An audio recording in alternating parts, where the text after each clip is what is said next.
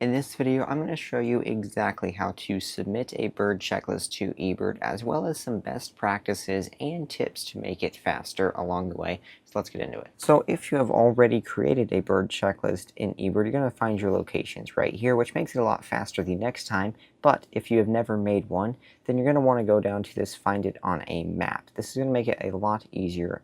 This is where you're going to plot your location where you are birding. So you're going to put in a region, whether that's a state or a county, and then you're going to find this map. And so the fire icon means that there is a public hotspot there, and then the blue means that that is a location that I have created. Let's go ahead and go into Dallas, and as you can see, there's a lot of different eBird hotspots that have already been created. So we can go ahead and select this one for Cedar Hill State Park, but I'll also show you how to create your own. So here's how we're going to do it. Let's say you were here at Valley Ridge Park. Now there isn't a eBird hotspot for this location, so we're going to tap on it and then give it a name. Once you do that, you can suggest it as a birding hotspot if you would like. Now, if the place that you were birding should be a birding hotspot, meaning it's like a public place that people could go and find birds, you can go and check that, and a local reviewer will review that and see if it meets eBird's criteria. But for now, we're just going to create the location and move on. So once we have our location, we're going to put in the date and then also the observation type. So eBird has several different protocols based on what type of birding you were doing.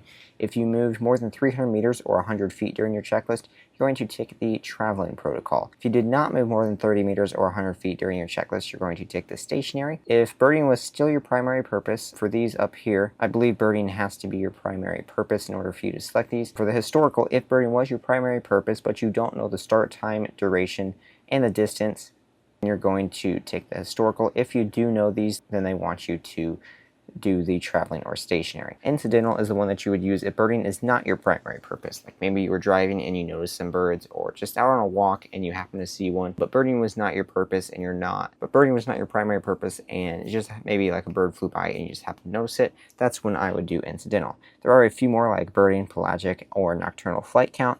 I have never used any of these, and these are pretty specific ones that typically you're not going to need to use. So let's go ahead and just do traveling since it has the most things, so that way you're prepared for any situation.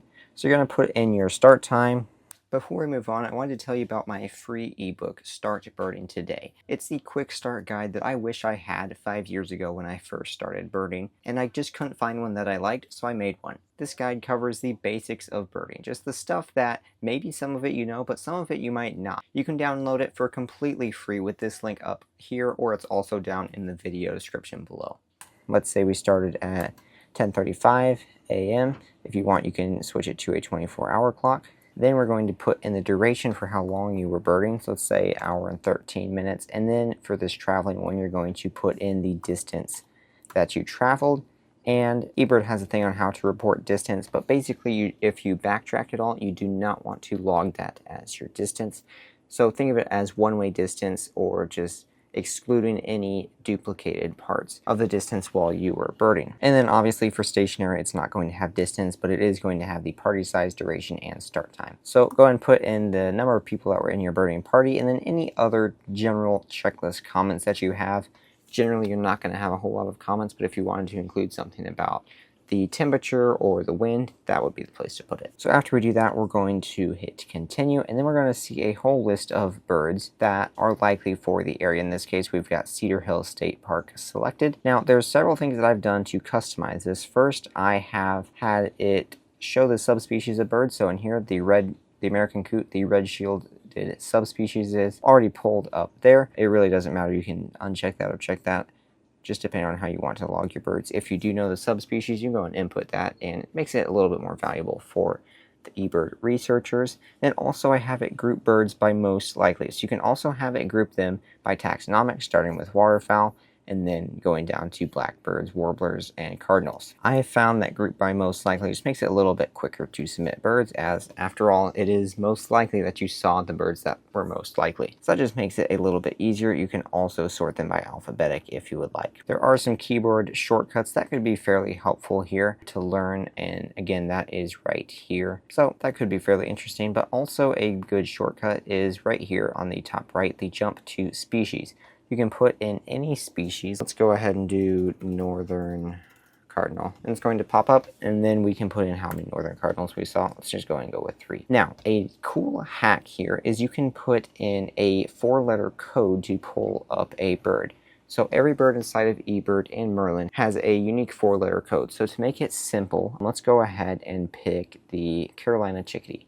So to do this 4-letter code, you're going to take the first 2 letters in the first part of the word and then the first 2 letters in the second part of the word. The Carolina chickadee would be C-A-C-H. Now, there are some birds that have the same letter code. For example, cackling goose has the same as the Canada goose, since they both start with C-A and G-O. For birds like the mallard that only have 1 word in the name, it's just going to be the first 4 letters of the word.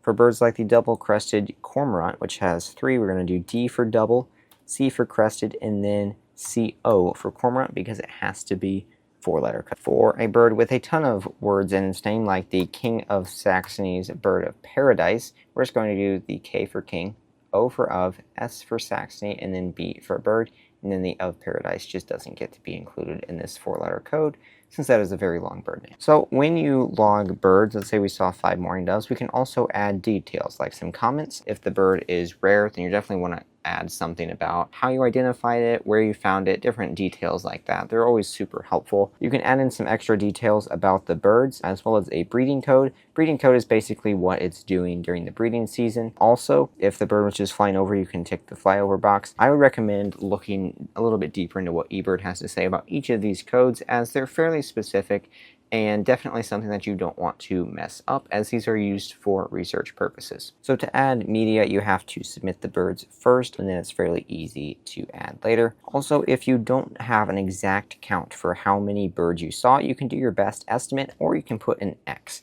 Now, an X just means that you saw that species. So it could be 1 bird, could be 500 of those birds. So it's not super helpful scientifically, because it doesn't really give us a good idea of how many birds were there.